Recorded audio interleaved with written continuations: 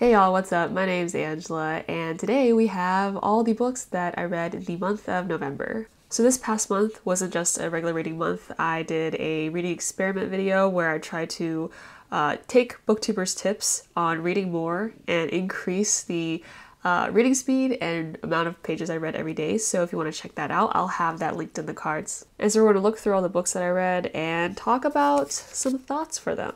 I also wanted to show off the spread I did this month for my reading journal.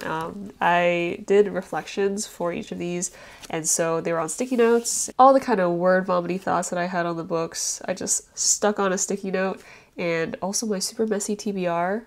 Alright, let's get started because there's a lot of books to get through. The first book I read was Being Mortal, Medicine, and What Matters in the End by Atul Gawande, and this book is a nonfiction from Atul Gawande's perspective as a doctor and his views on death and how doctors prepare their patients, or the lack of preparation that doctors do to prepare their patients for death. This might just be me being a little morbid, but I think nonfiction books that kind of confront the matter of mortality are some of the most interesting nonfiction. For example, Smoke Gets in Your Eye.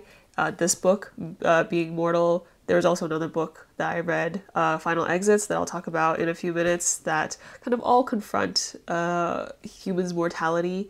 And those always tend to offer really interesting perspectives on how we, as like a Western kind of culture, treat death. And one of the things I wrote down on my sticky note right after reading the book is we don't often have conversations with our loved ones about what they want in the event that they're confronted with death, and not really thinking about what we want is a huge mistake in, because we're all gonna die at one point, and so not confronting the realities of what exactly we want in that process is quite detrimental to taking care of our mental and physical health when we get older.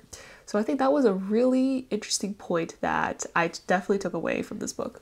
I think this book would be really important for someone in healthcare to read, because whatever your perspective is on death, I think you will gain something new from this. Important to start from people in healthcare and then people who are just regular Joes to also read this to kind of understand how they should face death.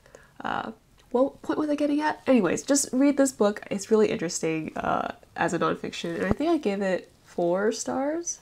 I gave it 5 stars. Next was a graphic novel called Pumpkinheads by Faith Erin Hicks and Rainbow Rowell.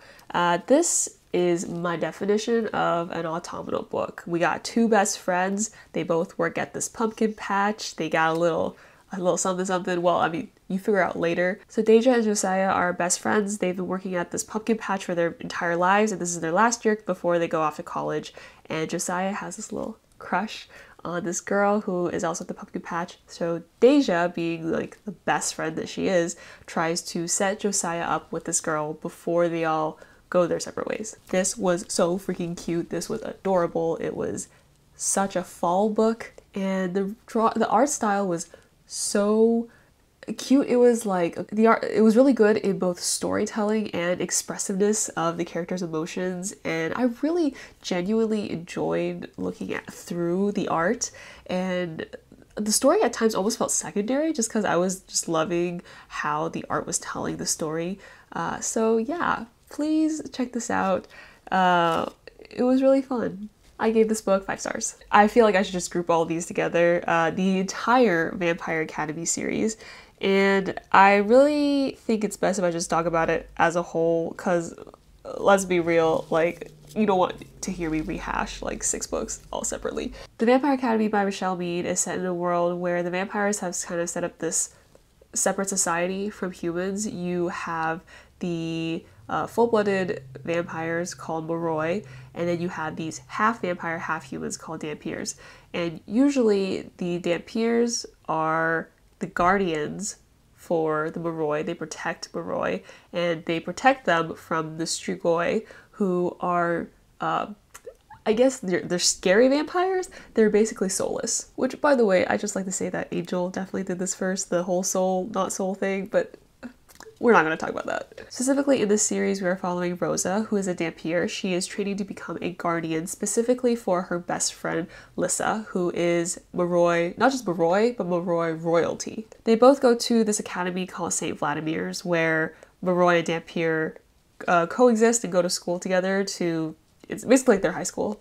Along with dealing with the difficulties of training to be a guardian and battling Strigoi, Rose also has a very complicated romantic situation with her mentor, Dimitri, and that kind of is part of the tension that drives the plot for the entire series, and it is the factor behind a lot of the decisions that Rose has to make. Now, I have read this series 3 times now, and every single time I feel like I gain something new, either about the series or about myself, like reflecting on what my past self used to like. Because listen, this was my guilty pleasure series, my favorite series. If you ask me like a book that I could read over and over again and never get tired of, it was always going to be The Vampire Academy. On this 3rd reread, I have once again changed my mind about a lot of things, and the first thing that kind of really caught my attention is that why was I never more freaked out about Rose's and Dimitri's relationship? Like, it's legitimately creepy. Like, Rose is 17 for most of the book. She turns 18, I think, 3 books from the end. Dimitri is 24. Not only is he a grown man, 7 years older than her, but like, they got together when she was underage. And I think you could make an argument, like I think the author was trying to do in the book, where they're living in a world where Dampiers grow up faster anyways. Like, you basically had to kill people by the age of 16 or 17. So along with those responsibilities, you could kind of like disregard the technicality of 18 being an adult. But still, it's weird that this 24-year-old man was just like, oh yeah, this high schooler has a crush on me, I'm gonna hit that. And I felt uncomfortable enough with that concept that I think that was the main thing I ranted about in almost all of my reviews on these past few books. Like, oh yeah, she is 17, did we forget, on Frostbite, on Shadow Kiss. Also, she's still 17 when they do it. And my favorite book in the series, which is Last Sacrifice, honestly, this probably hurt the most. So, spoiler alert here, from here on out it is spoilers, so if you for some reason want to read this book or whatever, skip now. But in this last book, after all the difficulties that Rose and Dimitri face, they finally get together. They get together when Rose is still with Adrian, and I don't know why this didn't bother me more when I was younger. I think it's because I was so hung up on like, oh, Rose and Dimitri are obviously like, they're like meant to be. It doesn't matter if a few people get hurt in the way. No, it does matter. Like, Adrian he's kind of a not great guy. He's kind of an asshole, honestly, at some points, but still, like, he cared enough about Rose that like he was still there for her, and she just went, okay, bye. Like, my boo's here now, I'm leaving. Like, anyways, I think what I've found in rereading the series is that once you grow up, a lot of the decisions that Rose makes in the book seem absolutely ridiculous. And very indicative of the fact that she is young and 18. So I gave Vampire Academy 3 stars, Frostbite 4 stars, Shadow Kiss 4 stars, Blood Promise 3 stars. I did not like Blood Promise at all. Spirit Bound 3 stars, and then Last Sacrifice 4 stars. So I think I averaged probably like a 3.5 to 4 stars for the entire series, which I think is probably, if I ever reread this again, the same rating I'm going to give it. It's fun, it's just really problematic in a lot of ways. The next book I read was A Dust of 100 Dogs by A.S. King, and this follows our main character, Emmer, who was a 17th century pirate. She buried her treasure on this island right before she gets killed, and cursed to live the lives of 100 dogs, each time keeping her memory of her lives, until she has finally lived through all 100 lives as dogs and is reborn as a modern-day American teenager. Her only goal is to get her treasure back from the island, and in this book we follow kind of 2 perspectives. One is in her modern day where she's trying to get back to her treasure, and then the other is we see Emmer growing up and how she becomes this pirate that is actually like really kind of badass. This is my second A.S. King book, and honestly, Kayla from Books and Lala has really hyped up A.S. King to a point where I always feel like I have expectations going into reading A.S. King, and I really shouldn't, because, you know, expectations aren't good for reading books. But the first book I read, Please Ignore Verity's, so good. That's like the kind of YA I don't expect. It's like so good. And honestly, like I think A.S. King just sets like another standard for YA, where she has these really well thought out characters who aren't cringy as teenagers, and they're all very much individuals. And especially in this book, Emmer, has kind of the dual characteristics of the pretend modern teenager she's trying to be, and also her true like scary pirate self, and I love it. It's got a romance too, so it's really cute, and love this book as well. Oh yes, on my sticky note I said I just love her writing style. She sets a standard. A.S. King honestly sets a whole other standard.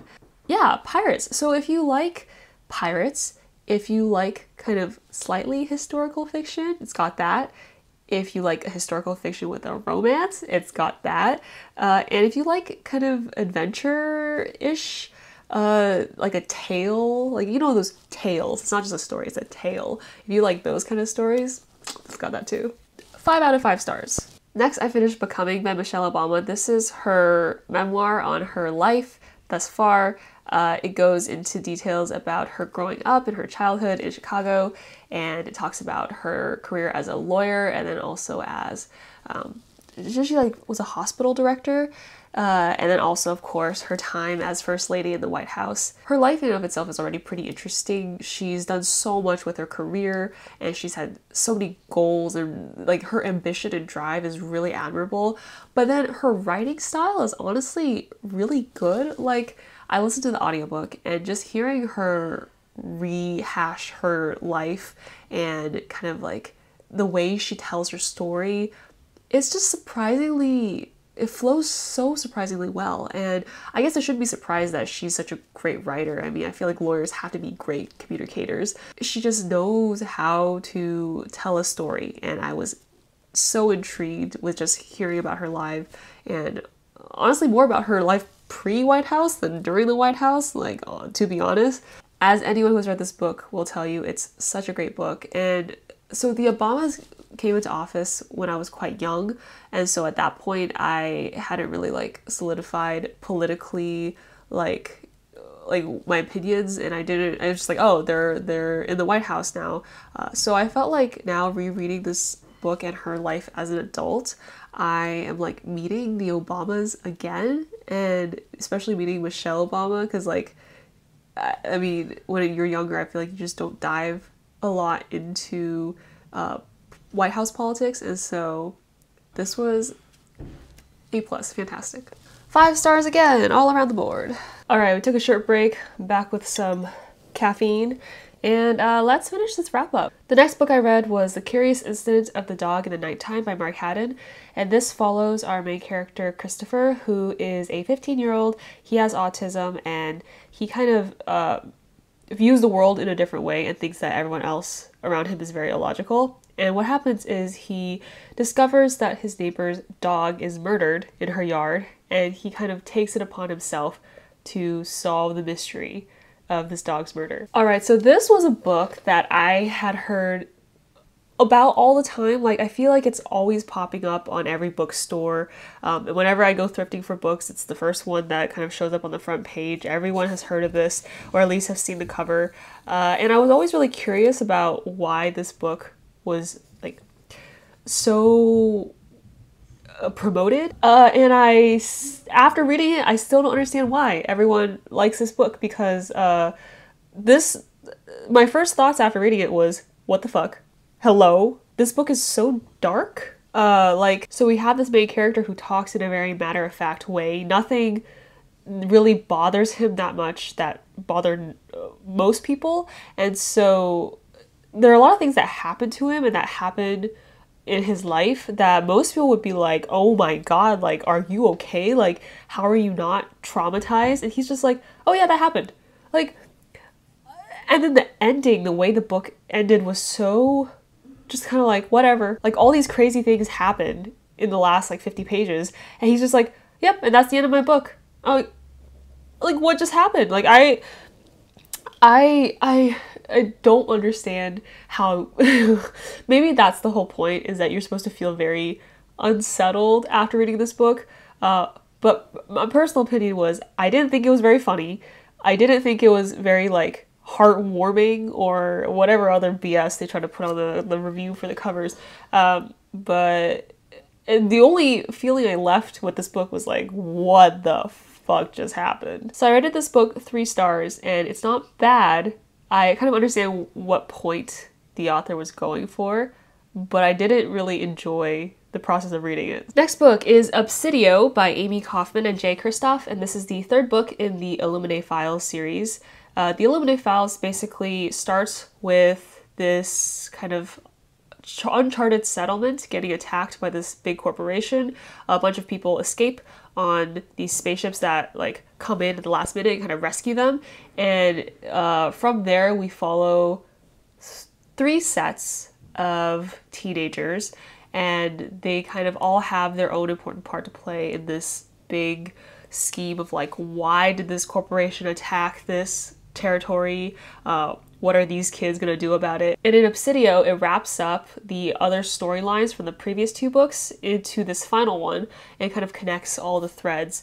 And we also get, obviously, the ending to this whole battle that they've been having with this big corporation. I know I say that I don't really like sci-fi, but I keep finding books in these like overarching categories like sci-fi and historical fiction that I just end up just being so obsessed with. And the Illuminae Files is definitely one of those cases where it's definitely science fiction. They're in space, it's got a lot of sciencey things, but like the characters are so likable and you want to hear more from them all the time. The style that is written is like, I kind of get it. I get the kind of quirky nature of like reading through like text messages and color logs and like diaries and like having all these like art, more like not art, like graphic styles of writing is kind of really interesting. Which, by the way, if anything, I would recommend getting like reading it in a physical form instead of like an ebook form, because like trying to parse through all the really tiny lettering on the ebook, unless you have an iPad, is like really kind of awful. So either iPad or physical book for reading this entire series. I would totally recommend this entire series. If you have any hesitation about like maybe not liking sci-fi before, let me just tell you a few things that like they don't tell you about the series that I feel like might kind of like spark your interest. First, we got some really sweet romances that aren't really cringy YA romances. We have really exciting, maybe not battle scenes, but at least fight sequences. You get to see teenagers kind of outsmart adults, which is a really specific trope and kind of like Scooby-Doo-esque, but it's really fun. So there's that aspect. You also have great friendship and family dynamics, and I really like how this book emphasizes some found family aspects. So if you're like me and the expectation of everyone loving this series kind of stressed you out and you're kind of hesitant to read this book, just go for it. Just read the Illuminae Files. You won't regret it. It's really, really great. And I did rate Obsidio 4 stars because I think out of all 3, Gemina, which is the 2nd book, is my favorite book of the series. But yeah, I mean, okay, so if I were to rate the books on how much I like them, I think it would be Gemina, then Illuminae, then Obsidio. Just because I think Obsidio took a while to really get into. More than the past 2 books, Obsidio had a lot of perspectives and moving parts to kind of all tie together. Next book is The Diviners by Libba Bray, and this is set in the 1920s in New York City to be specific, and it follows mainly Evie O'Neill, who is shipped off to her uncle because she kind of is a little bit of a troublemaker. And so her uncle runs this kind of supernatural museum, and her uncle gets roped into being a consultant on this string of murders that happen in New York City. And Evie, being the nosy gal that she is, can't help but kind of also tie herself into the case. But she also has a supernatural skill where if she touches something, she can kind of she receives images from the person who owns the item or the life that this person had lived like while using this item. So that's how she kind of like inserts herself into the case. And before going to this book, I thought this was only following Evie, but we actually get like a ton of different points of views from a lot of these characters that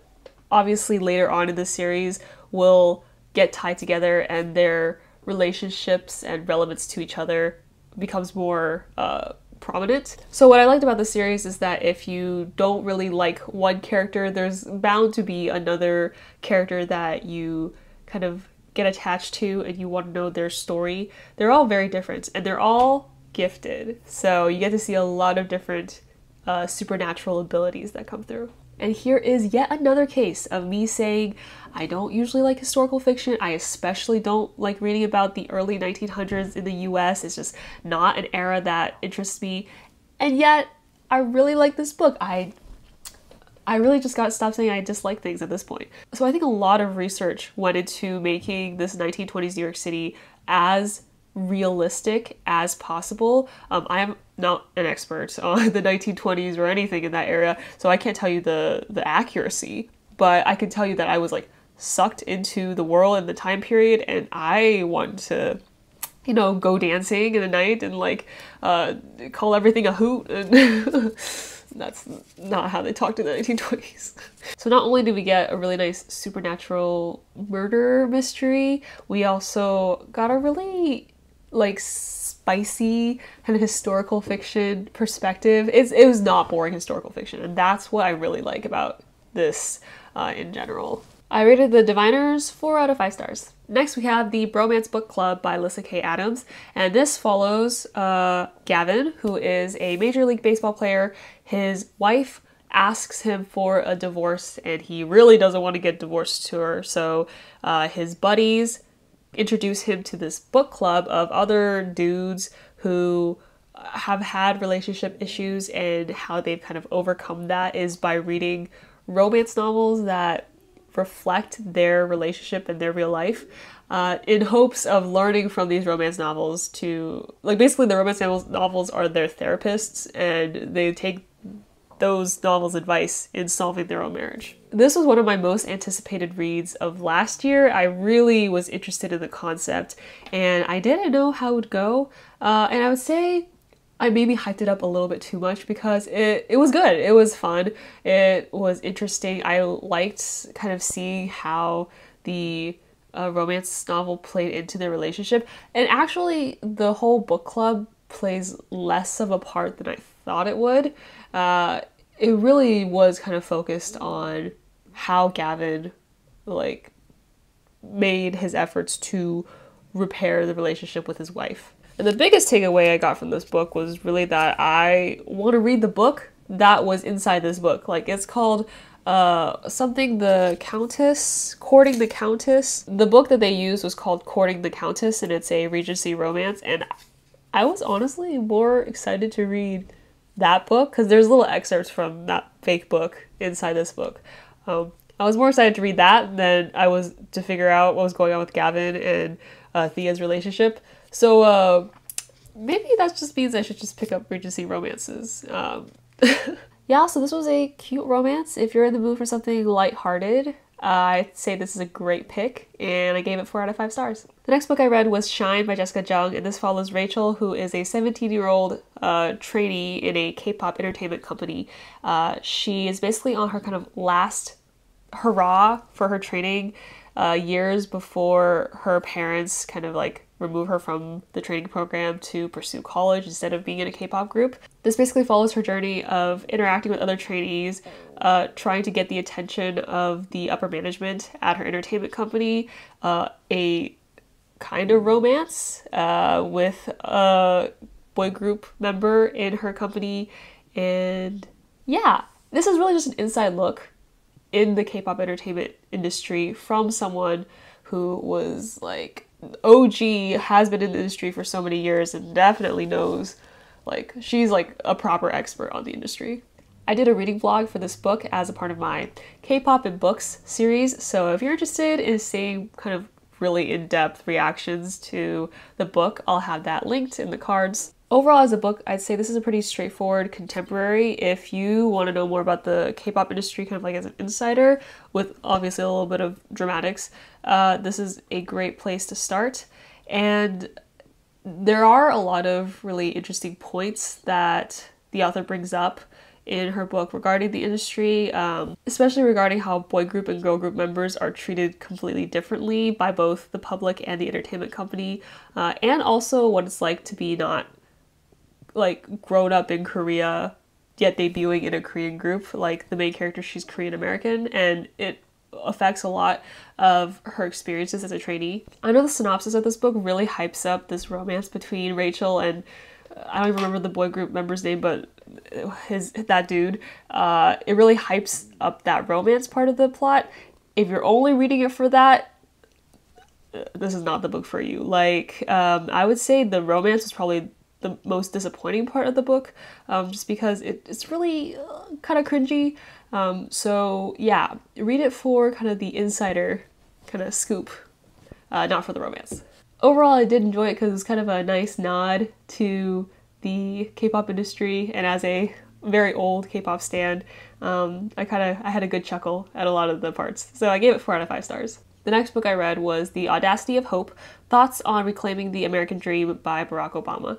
And this is a book that covers more of Obama's ideologies on politics in America and kind of his opinions on the divide in policies between the left and the right, and he pinpoints specific issues I think that were really prominent at the time when he was a senator, and it also incorporates a little bit of his life into it as well, but it's mostly his kind of political ideology. I'm not quite informed enough on the intricacies of the economic policies between conservatives and liberals, and so I can't really like make a judgment on that. But the thing with this book is that Obama's really not doing that either. Like, he's kind of trying to frame both sides. He really plays the middle field a lot in this book, and he states from the beginning, he's like, I don't really have solutions, I'm just literally like brain dumping what I think about these two sides to American politics. And so it was just a nice, interesting perspective to read from, and obviously it'll be different depending on if you're actually informed or not informed about the specifics of these parties' policies. So I gave this book 4 out of 5 stars, not necessarily like reflecting if I agreed or disagreed with his thoughts, and more just on me enjoying him presenting his thoughts and the style and the way he did it, and the little tidbits of his personal life that he threw in there as well. The next book I read was To Sleep in a Sea of Stars by Christopher Paolini, and this follows our main character, Kira, who on a regular survey mission has a first encounter with an alien species. Basically, her and this alien species kind of, their lives get intertwined with each other, and now Kira has this huge part to play in this intergalactic battle for humanity versus alien kind. It escalates very quickly. This is part of a genre called a space opera, which space opera? What the heck's a space opera? And apparently it just means a very dramatic sci-fi. And you guessed it, I love this sci-fi as well. It was so good. The science and the alien life forms and were so well thought out. I feel like there was just a lot of thought into the details that went into making this new world and life as realistic as an alien could be. And then also the space travel was also really detailed as well. I think hearing it as an audiobook, and I recommend the audiobook because the narrator is just A+, like she goes ham with all the voices and making them really distinct. But I think reading it as maybe like in a physical form might be a little bit tedious sometimes, just because there's a lot of, I would say it's kind of info dumpy. Basically, if you're not interested in the intricacies of how their space travel works or how the alien life forms work, or like alien social hierarchy. If you're not interested in how that works, it can get kind of like tedious at times. But I recommend listening to the audiobook for the characters and for the narrators, and that really helps kind of get through some of the more repetitive, detail-driven parts. Overall, I really loved getting to know the characters, and this has, I think, one of my like favorite tropes, which is found family, and you really get to know everyone on this crew, and you like unexpectedly get really attached to all of them. It's got found family, it's got great battle scenes, it's got a really intricate plot, and it's got like a tension romance, a kind of romance. I wouldn't call it a real romance, but it's like, it's a little something something. And so yeah, all very dramatic and very spicy and great, and loved it. I would recommend reading this book. What did I give this book? Of course, I gave it a 5 out of 5 stars. Christopher Paolini can do no wrong. Next book I read was Sadie by Courtney Summers, and this follows our main character, Sadie, who is kind of set out on avenging the death of her younger sister.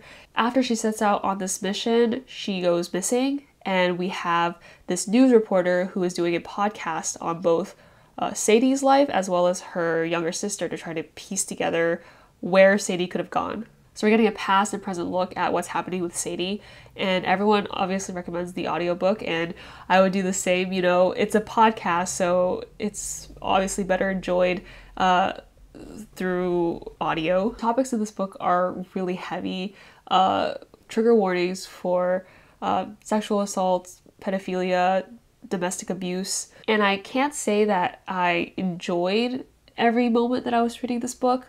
Some parts were so hard to get through, and it was done really well, that's for sure.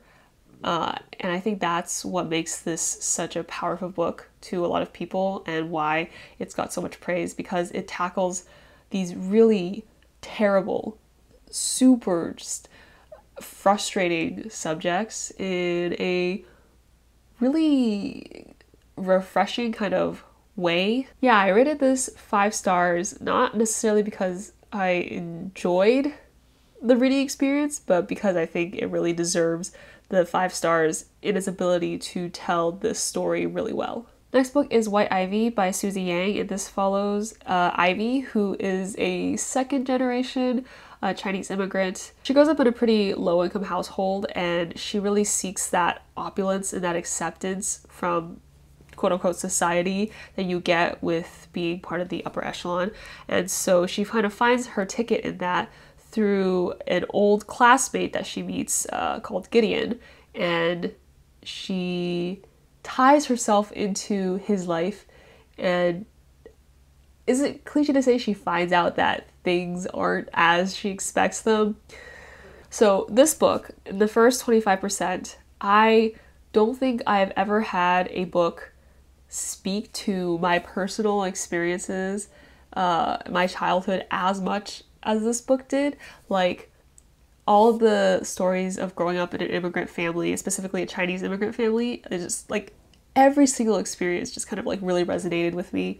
And I was going and I was like, dang, this is it. This book is like everything. It's going to be like this really like great literary fiction on commentary on like growing up in an immigrant family, and it's going to be really great. And then it kind of like goes down this very strange path. Ivy is Winters. Not Ivy Winters.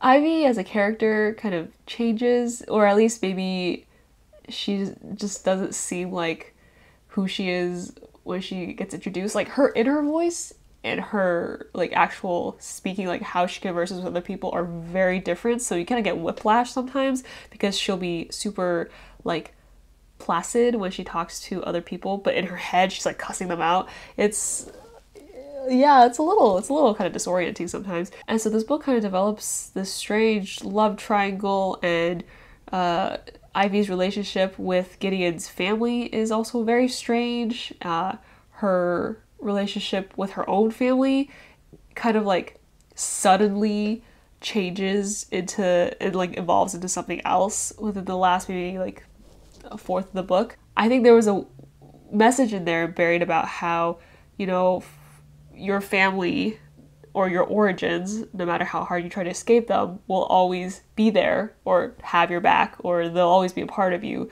no matter how high you try to jump.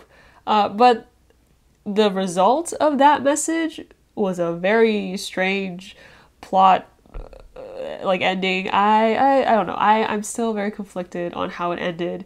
So if you've read it, please tell me what you think. Like this, there was just things about it that kind of like left a weird taste in my mouth after I finished it. So yeah, I enjoyed most of it and I gave it 4 out of 5 stars. Just the ending kind of was a little weird to me. Next book I finished was Final Exits, the Illustrated Encyclopedia of How We Die by Michael Largo. And this is exactly what it is. It's an encyclopedia of all the different ways within the past at least century that have been listed on death certificates of how people die. And this was just interesting. It was actually halfway through reading it, I kind of got really depressed because I was like, dang, like humans are so fragile and our lives are so fragile, and like we could go from something as serious and somber as cancer, or we could go from complications of having something stuck up our butts. Like, why are humans like this? Since it was kind of an encyclopedia, I didn't really know how to rate it, so I just left it as it is. It's interesting if you want to know more. I would just say like you need a bit of a strong stomach because you might get kind of depressed halfway through reading it. The next book I read was A Curse So Dark and Lonely by Bridget Kimmerer, and this is a Beauty and the Beast retelling, and it follows Harper, who gets transported from modern-day Seattle into this alternative universe called Emberfall. A curse has befallen the kingdom of Emberfall, and Prince Ren has basically tried hundreds and hundreds of times to get a girl to fall in love with him, which would break the curse. And there's a monster that keeps destroying everything in the kingdom. And so this is basically his last season, and he has to get whoever it is to fall in love with him. Otherwise, big bad things will happen.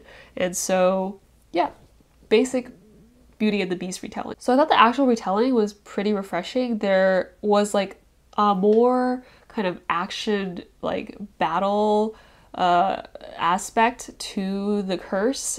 Basically, like it wasn't just they were battling the curse and the witch that placed the curse, but they were also battling this neighboring kingdom that presents itself as a threat to Emberfall. What didn't win me over as much was definitely the romance and the relationship building. So I think Harper and Ren's relationship from the start, you could see that they're not very strong. They really hate each other, and I think the way that the relationship builds feels without reason. Like the book keeps trying to tell you like, oh, Harper/Ren really admires this quality about the other person, so that means they're gonna get together. But like, it just tells you that, and the actions don't really match the telling. Like it just kind of feels like, oh, one day they just got over their hatred for each other and they like each other.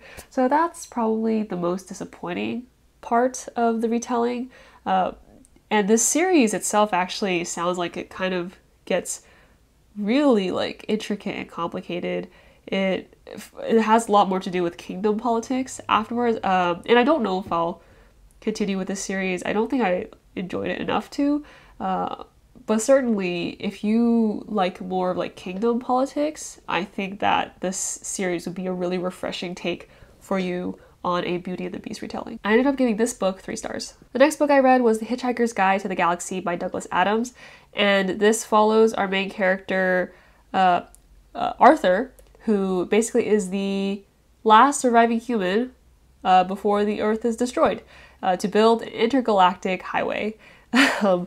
This is supposed to be quirky science fiction, and I've seen the movie, so I went into it knowing the plot, but I think the movie does a much better job of kind of like doing the quirkiness, because so the book, how the plot itself is already crazy enough, like it's so insane, it's so ridiculous, and I actually really like how kind of ridiculous the plot is at points. It really doesn't take itself too seriously. It's science fiction, and it kind of is just a really fun read.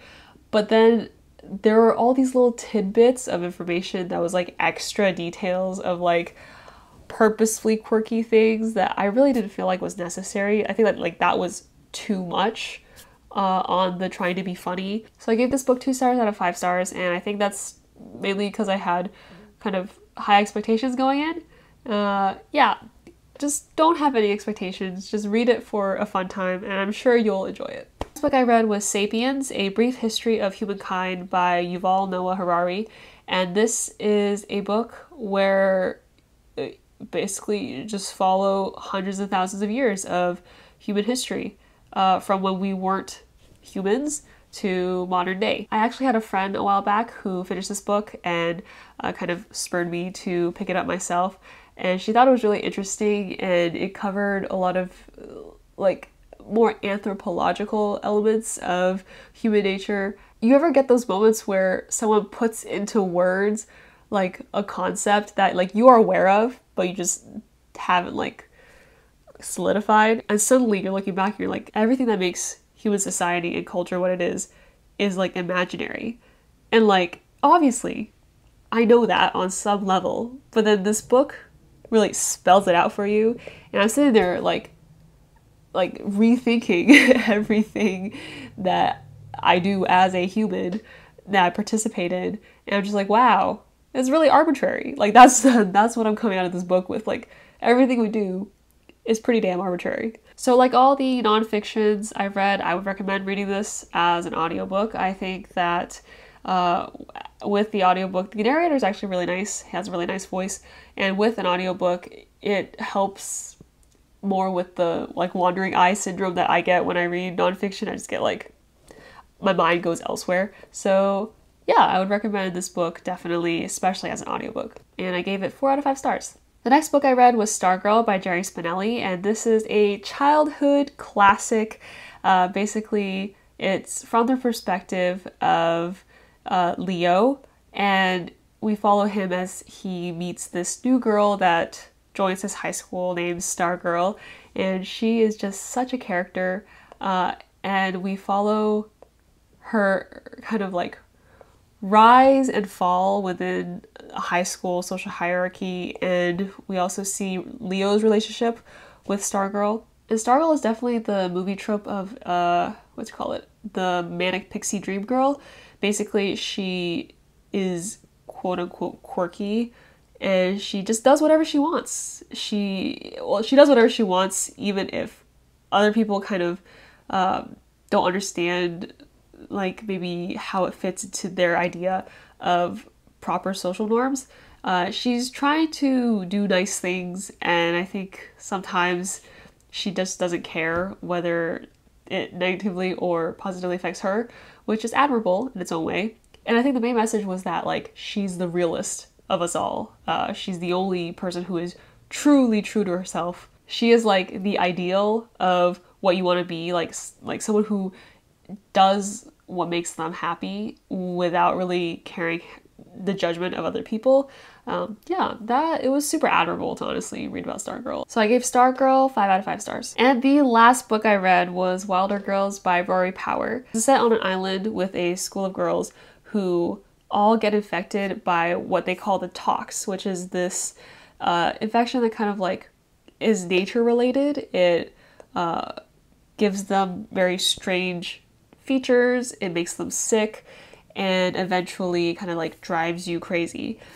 This tox has basically killed off everyone who isn't like one of the girls. So all the teachers are gone, all the guys are gone, and it's only 2 teachers plus the school of girls. Specifically, we're following from the perspective of 3 girls, Hetty, Byatt, and Reese. They are basically kind of like their own little friend group within the school, and one day Byatt's conditions with the tox get really bad, and she is suddenly gone and missing. And so Hetty kind of like takes it upon herself to find her friend and bring her back alive. This book is definitely a hit or miss depending on whether or not you like Rory Power's writing style. I find her style to be very kind of like choppy and really beautiful in its descriptions and actualizations of these concepts and feelings. She like paints really good physical imagery to a lot of these very like abstract feelings that you have. And going into this, I really thought it was just going to be like an infection survival story, you know, like those where it's like Lord of the Flies-esque, where you kind of like fend for yourself and it's like very plot focused. But this had a lot of introspection. It had a lot of kind of like flashbacks to the relationship between Hetty, Byatt, and Reese, and kind of like what built them to where they are today. And that in and of itself kind of like shifted this book from being purely a survival story to being more just like I don't know, like YA literary fiction. Like I personally really enjoyed that. I think that, yeah, it's definitely not for everyone. Finally, we're done with this wrap up. I had a pretty good reading month, and it was really great to break some of these prejudices that I had against certain genres, specifically sci-fi and also like early 1900s historical fiction. So that was really fun. I have some really exciting plans for December, and I'm super jazzed about the TBR that I'm building. So I might do a TBR video. I'm still kind of like on that because TBRs aren't really my favorite thing to film, just because I know I change my TBR like every other second. So yeah, we'll see how it goes from there. Thank you for watching. If you like this video, please click like, and if you want to see more, click subscribe, and I'll see you all next time.